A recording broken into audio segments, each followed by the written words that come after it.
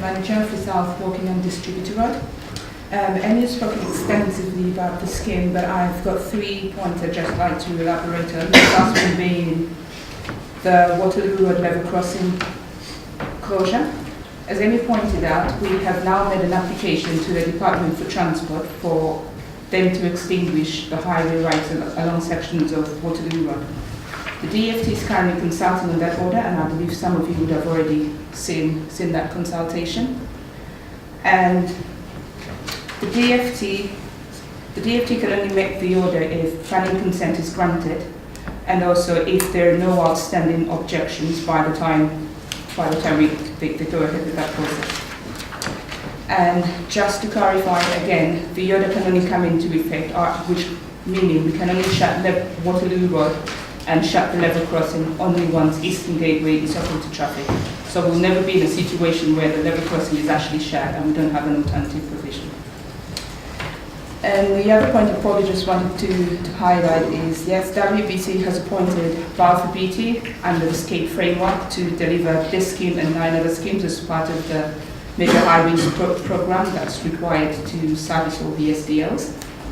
And the start date for this scheme is early 2019, with the intention of it being complete by the autumn of 2020, and the rest of the distributor road being complete by end of 2021. That BBC is carrying negotiations with developers regarding land, and those are substantially developed, and we're quite positive that we should be in position to actually acquire all the land that we need in time for when we need it. Thank you very much. Thank you very much. Right, Angus, being the Ward Councillor, if you'd like to Thank you, Chairman. Yes, this has been a long time coming. Delighted the first stage crossing the railway has now been agreed, and I know it's been a very detailed and extensive negotiation to get to where we are. I think the longer it goes on, the more concern a number of people have that there are people living in Montague Park not realising that progressively William Higgins Way will get busier and busier. It's designed to do so, and I think we just got to keep reminding them. A bit concerned every now and again, and there's something in the paper this week about embankments, and there's the crossing of the what was Junction 10, isn't it, where there's been problems, and I do hope that we've well constructed these embankments, that as soon as we get some heavy rain they don't get washed away. It's not a planning issue, but it's just a point. I'm delighted that we have managed to keep that major tree in the roundabout. I think we've been assured that it's not a safety consideration, and it is big enough to take in the root ball of that tree. We say that there might not be many people going over that bridge in terms of cyclists and pedestrians, but what must be remembered is that when the housing comes all the way around, 1,850 houses eventually around there, a lot of them will be having secondary school people going over there to access St Crispin's, unless some alternates, which there's some ideas about, come along. So we mustn't just ignore that. I think the other thing that we stress to people is that Star Lane Crossing is not going to close, as he stay open. In terms of the planning application, I think we've covered all the angles. I know there are some problems with the access to Britain's Farm, which I think has all been resolved now. So I fully support the application. That was all comments, wasn't it? There wasn't a question mark.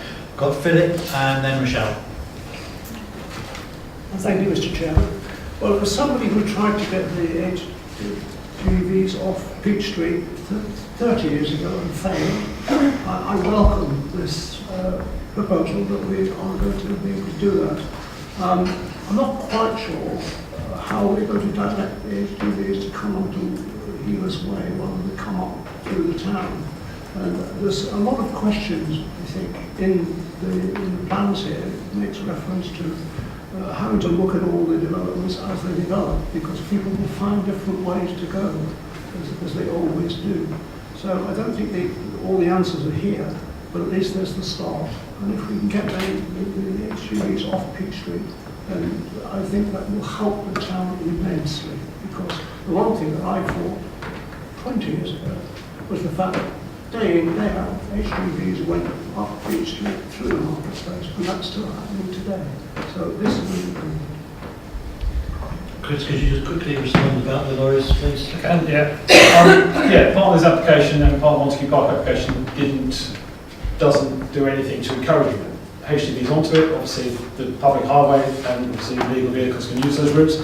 The council, obviously, through the delivery of all these new major roads, there's a piece of work that we're currently working on about how we manage our strategic network, how we operate it, the signage we use. So a lot of it's going to be around signage. The town centre, as you're aware, marketplace is going through obviously a bit of a regen at the moment in terms of looking at more pedestrian areas, not completely pedestrian areas, but then there's also the public realm that's following on as part of the town and the wider regen. And it gives scope to how we deal with and manage the town moving forward, whether it be a restriction to HGVs or not. But so it's not secure as part of this plan application, and it won't be probably following another application, but it's part of the strategy that the council's looking at how we manage the network and the roads we have through traffic and those types of things. So it gives us the option to provide two routes that takes people to pretty much HGVs to Miley Winners Lane, which is the main industrial area for that size vehicle. And it gives us a great option to consider those in the future. Michelle? The reason you said that you were going to use a shared cycle path with pedestrians was it was mainly students going to St. Crispin's. St. Crispin's has the smallest catchment area of all the schools in Woking. It's probably less than a couple hundred meters at this point in some places, and at the most maybe about half a mile. So I'm not quite sure how many students actually be riding on this path. What are you planning on segregating? You said you were talking about segregating this path in case it was necessary. Would that be like Station Link Road? And they have segregated path. It was a shared path originally, now it's segregated to cyclists and pedestrians separately. And lastly, most of the increase in cycling in the borough has been caused by paths on the road. If you notice the Reading Road and look at the number of people riding on the cycle path now compared to the ones that ride on the pavement for a shared path, you see almost no adults whatsoever on the pavement, and you only see young boys till about 16. I think after that it's no longer cool, so they don't ride. So just a number of questions. I think we have this little conversation on most schemes. I think Yes, of course. the Reading Road and London Road, where the cycleway improvement's being done currently from Freetown Street to Copper Beach, that's a progress of updating the network we have with the existing network. In terms of delivering these new routes, we're putting footpath cycleways on both sides of the carriageway. Segregation would normally only take place if it was very busy, otherwise it's kind of a waste of a part of the network we have. As you've mentioned, people can freely ride on the road or the footpath or the cycleway as they currently wish to do so. In that area, we have the infrastructure. If it becomes much busier, if St. Crispin's becomes a very popular school for people living in the south and students cycle up, or people linking through to town or business, then we have the infrastructure that we can change the white lining and segregate it if we need to. But for now, it's somewhere that, like you've mentioned, when you get to the station, it becomes segregated because everybody's filtering to that point and it becomes busier. But wider on the network, it just keeps that flexibility for use of pedestrians, cycles, parents, whatever it may be. Michelle, do you want to come back? But if you look at the Reading Road, prior to the cycle path, whether the cycle path is good or bad is another story, there were very few cyclists, adult cyclists, and none whatsoever that I've ever seen on the shared cycle path for pedestrians. Since we've added the cycle path, there are a lot more cyclists on the road, and according to your own counts that you've given to our illustrious councillors, it's increased dramatically. So therefore it must be that it's the cycle path. It's not suddenly a change of attitude of everybody in Woking. I'm glad you acknowledged that cyclists have increased, because that's obviously our goal and that's what's happened. In terms of the footpath cycleways, I don't think it's directly related to the footpath cycleway going in. There is a safer facility on roads, so it's likely will increase. I think it's probably fair to say congestion across the southeast and most of England is taking place, and therefore I'm not surprised that more people are transferring. My journey obviously is a good encouragement that we've got for new residents. we've got a lot of new residents moving in, so let's hope that many of them are picking up the new forms of transport rather than obviously travelling by car, which we're trying to prevent, even though we are building these new major pieces of infrastructure. Angus, then? Just to come back on that point and make people aware, especially Rochelle, there's 1,800 houses going south of the railway line, and catchment for all of those will be St Crispin's. Might have a small catchment now, it's going to have a much bigger one. Thank you for that local knowledge there, Are Angus. you Thank you. expanding the school? Right. Members, anybody else wants to ask any questions on it? Malcolm? Just one question, it's a comment really. It's another step towards the completion of this long-awaited thing. I think it's a very welcome step. It's going to cause quite a bit of chaos in terms of traffic once it's happening, but I can't see how you can build it without some inconvenience, so I would welcome it. Okay. Thank you for that comment, Malcolm. We then go to the vote on this application. The recommendation is set out on page 76 to approve it, and then there's a number of conditions all the way up to page 86. There are no changes or additions in the members' update. So all those in favour of this application, please show. And that is unanimous. Thank you, members.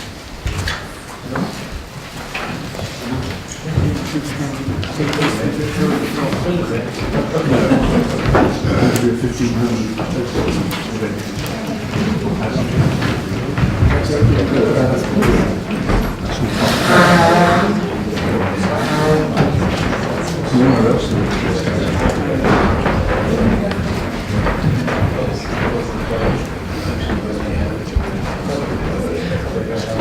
Okay, next item on the agenda, item 79 on page 133.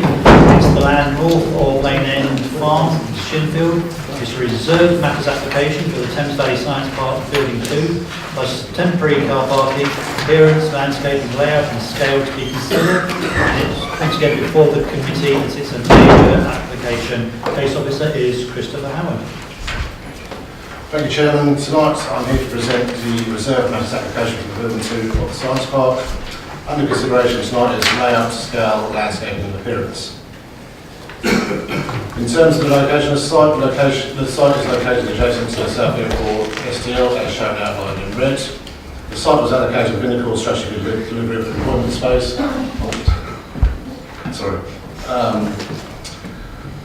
To serve the Science and Innovation Park. In terms of planning history, outline planning consent was granted at proposal in 2010.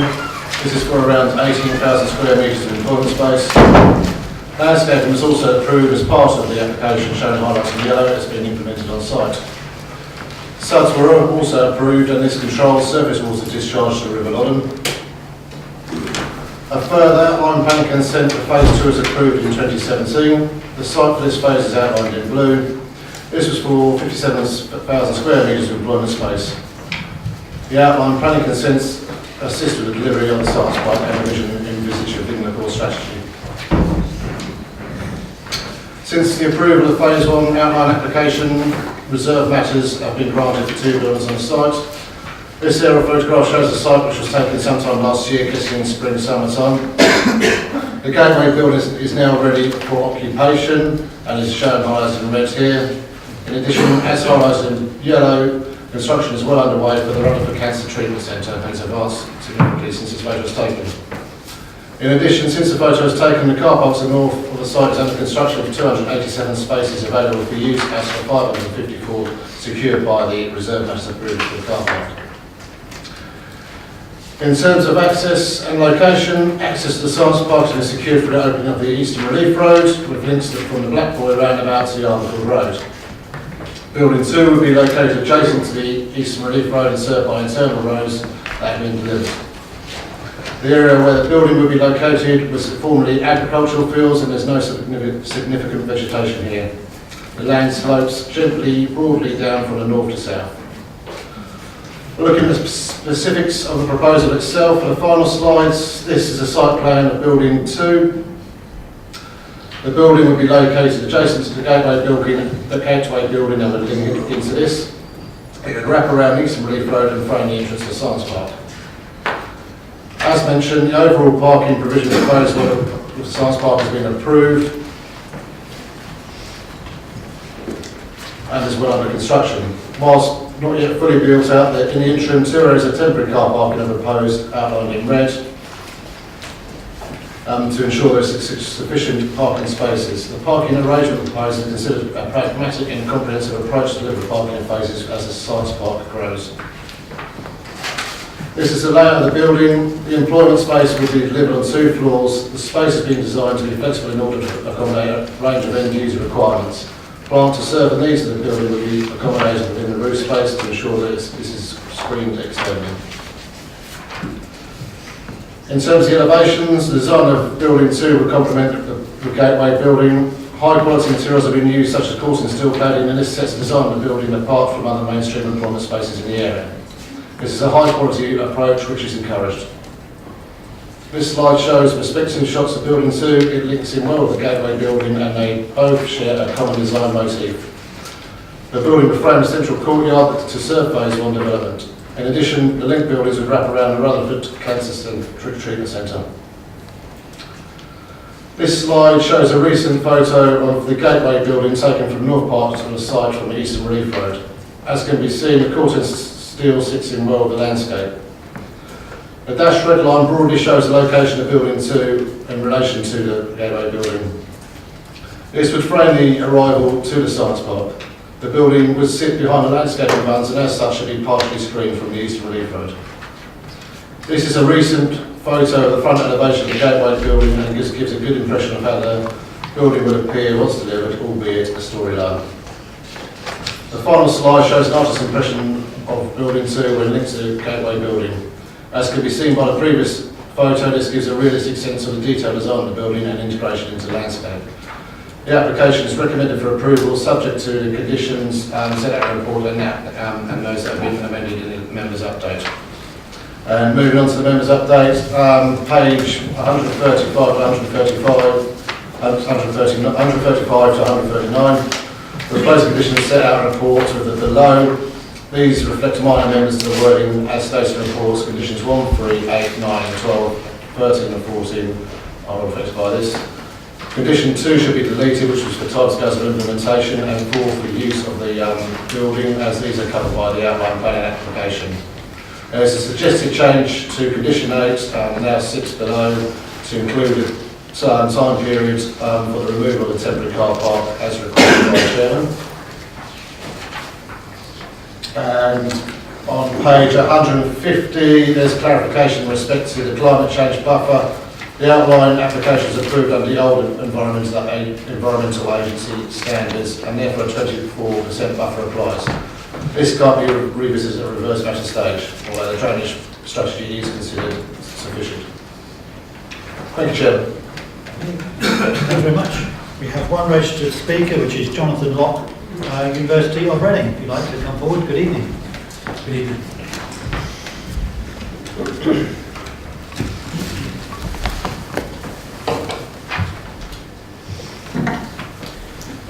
Good evening, Chairman and members of the Planning Committee. I'm Jonathan Locke, Planning Associate at Barton Wilmore, and I speak on behalf of the applicants, the University of Reading and Thames Valley Science Park in respect to this application. Thames Valley Science Park aims to support the growth of innovative, knowledge and technology-based organisations, particularly those businesses that seek to exchange ideas and collaborate with the University of Reading and other research centres. This application, as summarised by your planning officer, represents the next step in achieving this objective. Members will recall that outline plan permission for phase 1 of the science park was granted in 2010, and an extension of time application was granted in 2015, which extended the period of time within which reserve matters can be submitted.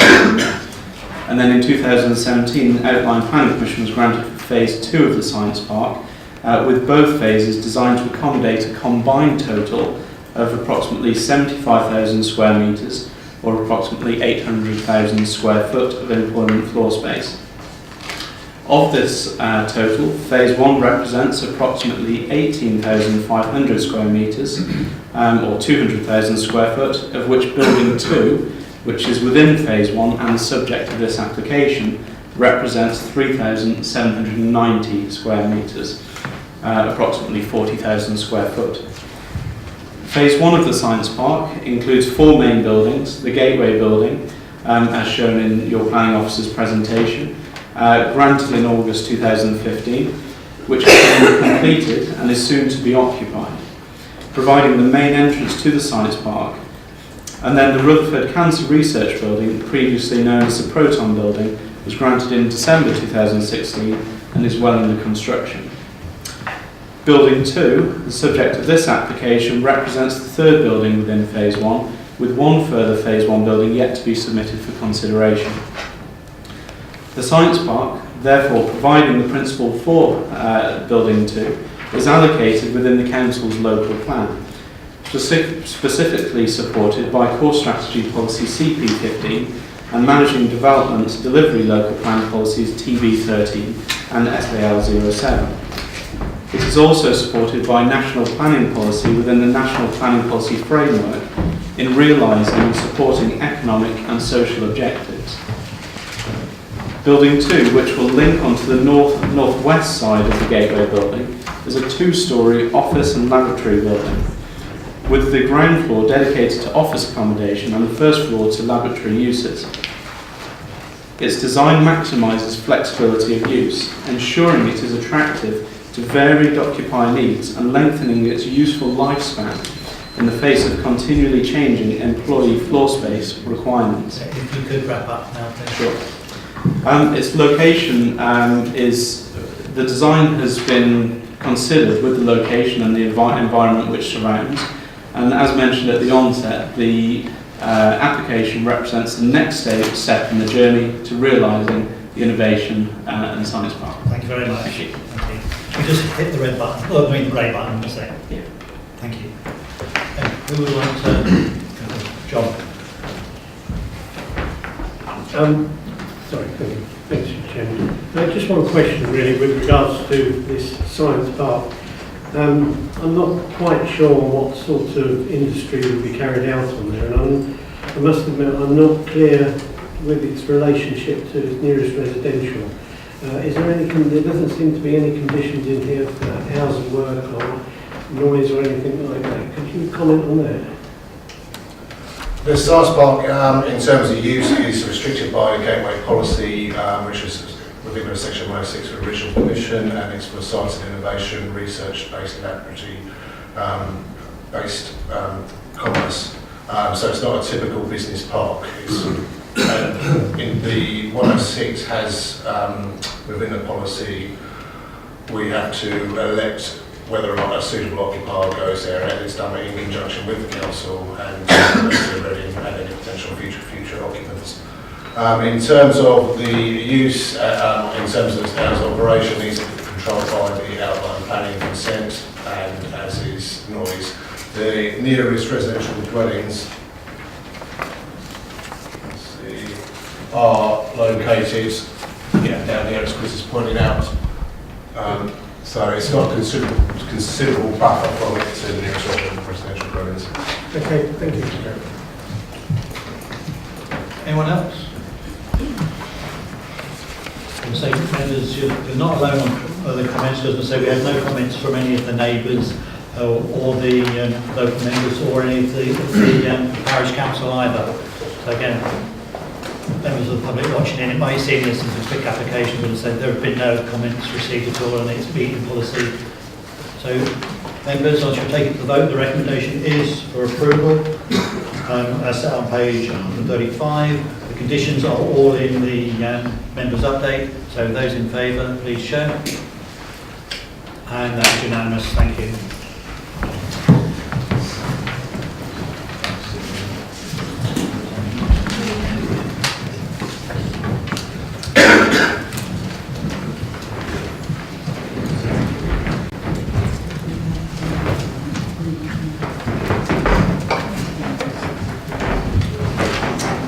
Item on the agenda is agenda item 80 on page 169.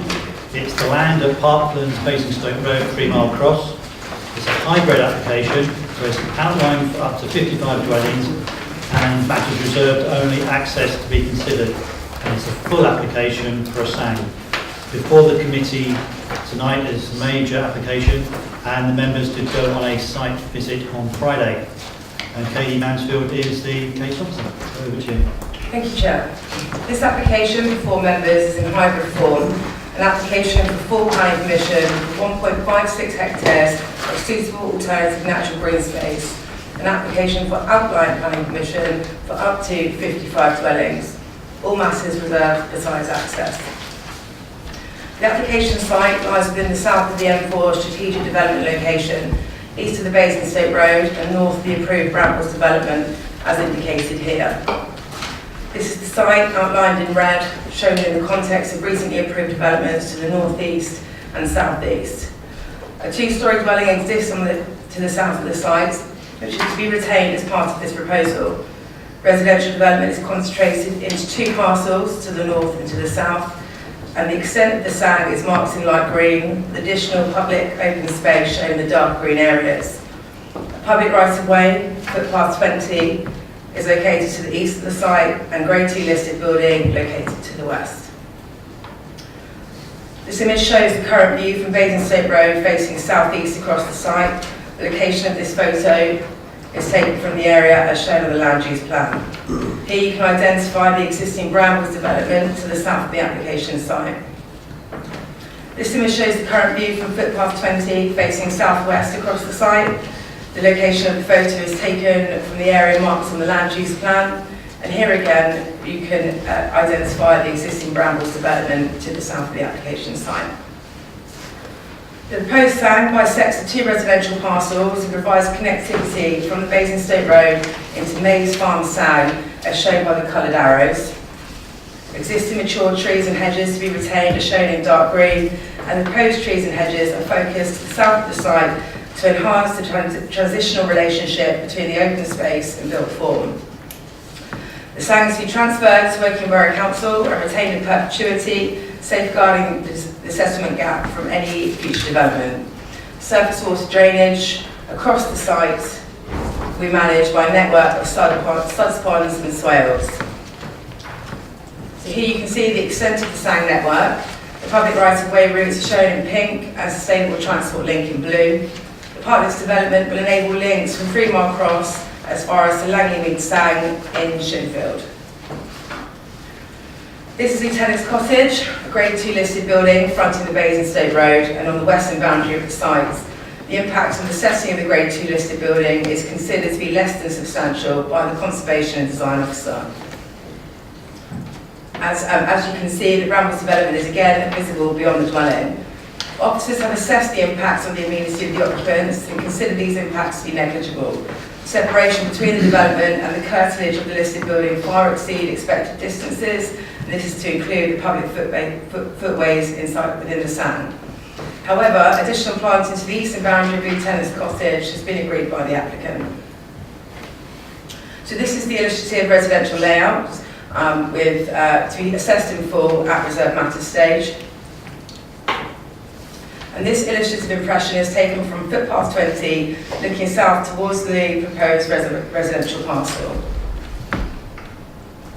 Here you can see the current condition of footpath 20. The public right-of-way inside the application site will be upgraded to bonded surface for shared pedestrian and cycle use, providing improved connectivity from footpath 20 up as far as Hydale Lane and Rige Green, and connecting into the wider SAG network as previously indicated.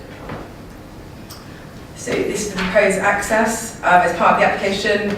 And new access is proposed to the north of the site, as shown on this plan. This photo provides an indication of where the access will be located. This illustrative impression is taken from views across the Basingstoke Road towards the proposed access into the northern residential parcel. The proposal also seeks to retain the existing access to be improved to the south of the site, which will serve the residential plots and pedestrian access into the site. The site is located within the south of the M4 SDL, and where development can be demonstrated to be sustainable and will not impact significantly on the environment, highway or residential amenities. The new housing development will be sited in a sustainable and accessible location where occupiers would have opportunities of public transport use to access employment and services across the Woking Borough and Reading. Furthermore, the proposed dwellings will have a social and economic benefit, providing new housing, including affordable housing locally, new public open space and better access to the wider area. The identified environmental impacts can be mitigated adequately and are not considered to significantly or demonstrably outweigh the public benefits. Planning permission should therefore be granted, giving effect to the NPPS presumption in favour of sustainable development, subject to condition and sign Section 106 agreement. And then with regards to the members' updates, reduction in time frame for the submission of reserved matters from 6 months to 3 months has been confirmed, which results in a change to the recommendation and the reserved matters condition. And an additional condition is in place, requesting specific details relating to the boundary treatments along the Grade 2 listed building, and that is by condition. Thank you, Chair. Thank you very much. Right, before I call the pre-registered speakers, I'd just like to make a comment. Normally, the speakers, or the category of speakers, have 3 minutes. Due to the level of interest in this application, I've used my discretion and there will be 6 minutes per category. What isn't in my discretion is each category has to have the same amount of time. So the parish council will have 6 minutes, the residents will have 6 minutes between them, so that will be 2 minutes each. The applicant will have 6 minutes and the ward councillor will have 6 minutes. And so we will not be having any more than that. So the first speaker then is Andrew Grimes, Shinfield Parish Council. So you have 6 minutes, but we'll hope you're not going to use all of it. Thank you, Chair. Thank you, members. Is this on? Is it on? No, it would be red when it's on. Press the Grey button. Light grey button. That's it. Thank you. I'm here to represent Shinfield Parish Council. We object to this development along with many other developments in the area on the basis that it now exceeds the numbers approved in the MDDP, which were 2,500, and we're now somewhere north of 3,300 in the SDL for this area, the South of M4 SDL. We do recognise that this is in the SDL, and we also recognise the principle of development that's put forward on board. We would therefore see that this application is not desirable from our point of view and could be made acceptable only if a number of conditions are applied to it. A number of those have been discussed by the officer in the presentation. Key to these for us are that the drainage in the area is sorted out. We have significant surface runoff in that area, and this will only make that worse as designs in previous applications and developments have not been complete. So we'd ask for that to be done. We'd like that the ecology and the environmental officers ensure that the current life and the flora and fauna in the area is protected. We are running out of green space in this area. It is important to us that traffic calming measures, either through this application or others, are brought forward early in this process, because we're getting more access to Basingstoke Road. It is a wide road and therefore deemed to be unable to be reduced to 30 miles an hour at the current time, but we are increasing the number of junctions and problems on the road. So I would ask members to ensure that traffic calming comes forward early. And as part of that, we would like to see a controlled crossing at this point on Basingstoke Road, mainly to ensure that the school children currently attending Oakbank are able to cross Basingstoke Road to bus routes on the northbound direction. Clearly they can arrive on the southbound side, but getting to the northbound is a major hassle for people. We're very welcoming of maintaining green gap between the settlements. You will note that there is green gap on both sides of Basingstoke Road at this point, and therefore we wish to defend a green gap between 3 Mile Cross and Spencer's Wood, and we welcome anything that protects that. We are wary that this application could result in the closure of the green gap on the east side, leading to a future closure on the west side. We have applications being brought forward on that basis. We are very concerned at the state of the Grade 2 listed building. This is an old building with limited foundations. We are continually facing the problem in Shinfield, Spencerswood and 3 Mile Cross that our older buildings are suffering. They are close to main roads and they're suffering from vibration from excessive traffic on our roads. Therefore, I would expect that the council takes measures, if this is passed, to ensure that the building is protected from damage from vibration and land from flooding and from settlement. The officers already discussed the idea of protecting and improving boundary treatment, and we welcome that. And we wish to see, if we are to have this, that footpath 20 is protected during construction. Footpath 20 has suffered from considerable problems of dumping of building material, flooding and becoming unusable during neighbouring developments. So we'd like that to be sorted. And we'd like the work on the footpath to continue to its conclusion on Basingstoke Road. Thank you very much. Thank you.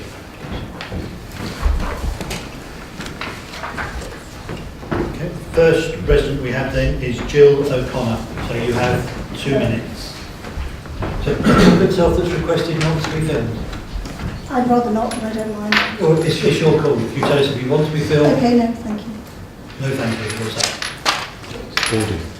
Audio has been recorded, right? So you have 2 minutes. Okay, thank you, Mr. Chairman, members of the council, for allowing me to speak. My name is Jill O'Connor, not O'Connor, just for the record. I'm a member of the rural village of Spencerswood, living adjacent to the proposed development. The development can only have a negative impact on the local community and the neighbouring properties in terms of the impact on the environment, traffic noise, pollution and light pollution along the roads and from passing cars at night, and the additional street lighting that is proposed. There is nothing positive about any of those 3 major impacting consequences, causing significant harm to the local area, a rural village. It's so noticeable to those of us living in the area how overcrowded the roads are, and it's already dangerous turning into our driveway with cars speeding up behind us as we slow down to turn in. The increased traffic and lighting along the road directly alongside Lawrence Dean is compromising the privacy of the rear garden of that property. Currently, this road is used by only one family. The current single track is going to be widened, and noise pollution and light pollution will significantly impact on Lawrence Dean, Lieutenant's Cottage and the community as a whole. Notwithstanding the dirt, dust, noise of ongoing construction and the erosion of heavy plant machinery, further damaging old foundations of both Lieutenant's Cottage and Lawrence Dean. Cottages both built on a road for horses and carriages. Lawrence Dean shudders violently, and more so during the recent roadworks outside the house. I had to call the council on that account twice, and I'm yet to receive a response. Having roads on 2 sides of the property could have potentially damaging consequences. Regardless of changes made, it still represents a single residential development, and so the coalescence of 3 Mile Cross and Spencerswood is inherent in the plan of the site. The central sand creates a focal point for this development rather than a natural split between the 2 villages. Comments regarding in my objection regarding architectural quality still stand. Being at odds with the local plan. Just because you can doesn't mean you should. Thank you. Thank you. Julie Gray, likewise you have 2 minutes. Well, thereabouts.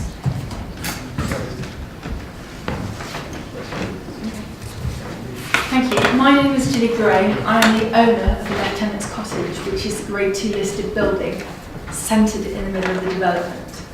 I would ask that the application is declined for the following reasons. The land is not with the SDL, nor has it ever been allocated for housing. It is merely an opportunistic development. The Lieutenant's Cottage is the last remaining Grade 2 listed building and currently sits within the separation between Spencerswood and 3 Mile Cross. The Shinfield Parish Local Plan was adopted with one of its stated intents was to retain the individual character of the villages. My belief is that if this application proceeds, that will be lost. There are statements regarding suds ponds. Again, all they're talking about is, when you read the document, it says that there's going to be improvements to drainage.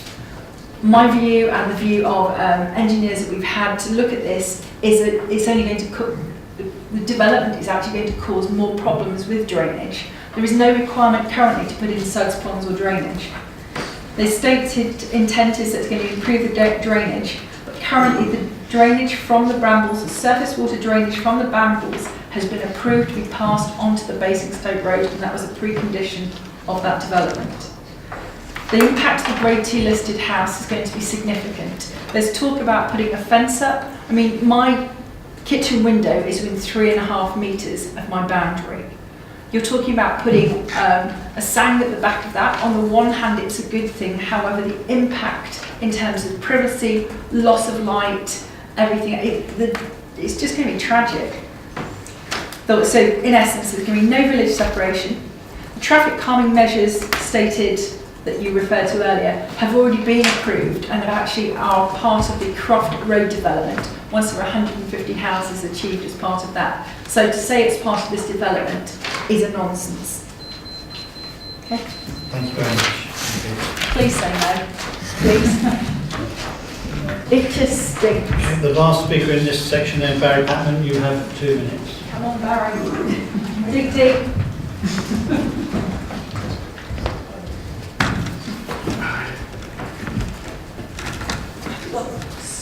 Good evening. As far as I'm concerned, Spencer's Wood and 3 Mile Cross are independent villages, and this is the way that they're separated. One of the problems that we've got is that people move there because they like the semi-rural environment. Now, the whole of 3 Mile Cross is virtually surrounded by housing developments, and therefore they value any green land that exists.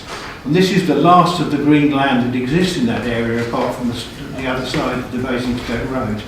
And so I think we need to recognise that the importance of that. There are lots of people that have said to me that they feel unhappy about this. Now, I want to speak specifically about something on page 170 of in the documents that talk about the significant benefits that are supposed to be coming forward on this development. And there's a list of them here. It's the retention of the village separation. Well, we know that that's being cut down by that, and the sang itself is smaller than it could be, and will end up probably as no more than a play area for the children that live in the houses around that, as far as that's concerned. It talks about additional traffic calming measures. Well, we've already got Section 106 agreements which are in place to provide that, so this isn't adding anything to that. Improvements to the public right of way. Well, okay, so it's a footpath that's going to be upgraded a bit. And 55 houses, are that really the penalty that we've got to pay to get the footpath upgraded? Improved drainage, well, that's got to happen anyway. Improved connectivity, well, the footpaths already exist there, the connectivity's there. And then, you know, the crossing over the Basingstoke Road as well. As far as that's concerned, that will be in the wrong place there because nobody crosses there. We have a junction with the Basingstoke Road and Church Lane where we do need the crossing to be included. And so, as far as I'm concerned, all of these points that we've got here are not valid, and on that basis should be rejected. Thank you, Barry. Well done, Barry. Yay! Okay. Now we have the applicant. We have Nick Patterson, Neil, and we've got Lee Abley. Now I'm unsure if you're doing sort of 3 minutes each or one of you doing 6 minutes, but where the buzzer goes, that'll be it.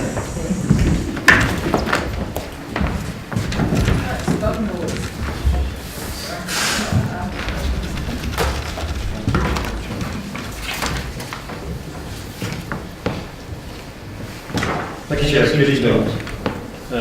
Good evening, Chair. Good evening, members. My name is Nick Patterson-Deald. I'm Planning Director at Barton Wilmore, and I'm speaking on behalf of the applicants. As you've heard from your officers, the proposal includes 2 separate areas of new homes immediately adjacent to Spencer's Wood and to 3 Mile Cross, respectively. The location of the site close to existing and planned improvements in the area, particularly the highway works and public transport improvements along Basingstoke Road, new primary school provision, enhanced sports and recreation facilities, is such that the site is ideally positioned to make an important contribution to the existing and future needs of the borough. And as you've heard, the centrepiece of the proposal is an attractive area of sound. That will increase accessibility and walking routes. That's east to westwards from Basingstoke Road, as you heard, as the planning officer presented in one of the images on the slides, creating onward opportunities for recreational links all the way through to Langley Bead by the River Loddon. The development will provide access and parking in accordance with the council standards and provide for a new pedestrian crossing point on Basingstoke Road. And there's a planning condition before you which indicates that would be provided prior to first occupation. Footpath 20 on the site's eastern boundary will be enhanced, as you've heard, as part of the development proposals, and that will also enable enhancement of connections to Oakbank School. In terms of drainage, the applicants worked extensively with council officers, drainage officers particularly, to investigate existing watercourses and natural overland flow routes within 3 Mile Cross, all the way to their northern extremities adjacent to the M4 motorway. And the drainage scheme presented tonight encompasses and interacts with those investigations and those proposals. But the specific proposed surface water drainage scheme for this development not only therefore provides the prerequisite surface water attenuation, detention of water on site and water quality improvements expected to comply with the council's policies, but also provides significant mitigation and management of currently uncontrolled overland flows across the site through the introduction of the SUDS features such as swales and basins. So this scheme actually provides a positive community benefit and control of surface water where currently there is none. Just briefly, in terms of picking up a couple of points from previous speakers, I've already mentioned the controlled crossing point, the point raised by the parish council. That is important, it's recognised as such, and its early delivery is controlled by the proposed planning conditions. In terms of traffic impact, the impact of this particular development is less than 2% in terms of impact on flows on Basingstoke Road, and that's akin to 1 car every 4 minutes in the peak hour, so not a significant impact. The series and suite of planning conditions proposed in the officer's report deal with a wide variety of matters, notwithstanding the details of the SANG, which is, as you know, in full detail, the aspects of boundary treatment and landscaping details are all subject to planning conditions. The applicant has worked very hard to ensure that footpaths, SUDS features are well away from Lieutenant's Cottage, and a series of areas of planting would surround the building itself, such to ensure that there is no adverse impact on privacy or overlooking. So to conclude, the development provides the opportunity here to be consistent with the spatial strategy of the council in delivering new homes in a strategic development location, whilst providing enhancements to the natural environment. The perspective images that your case officer has shown demonstrate the ability to achieve a positive landscaped edge to both of the respective settlement edges, an opportunity that simply doesn't present itself as a consequence of the Brambles development. The high quality, well-designed landscape SANG, which will be managed by the council, will create an enduring swathe of open land, maintaining the settlement separation of Spencer's Wood from 3 Mile Cross. We recognise that's an important issue. The development, whilst the site rather provides the opportunity to accommodate development, whilst not actually leading or resulting in the two settlements getting any closer to each other at their narrowest point. So therefore this high quality scheme with well designed homes is recommended for approval by officers, and I fully support that recommendation. Thank you. Did you want you have a minute and a half? That's fine. Thank you very much. Right, before I open it up to them, oh sorry, how did I forget Charlotte? Sorry. Come on, Charlotte.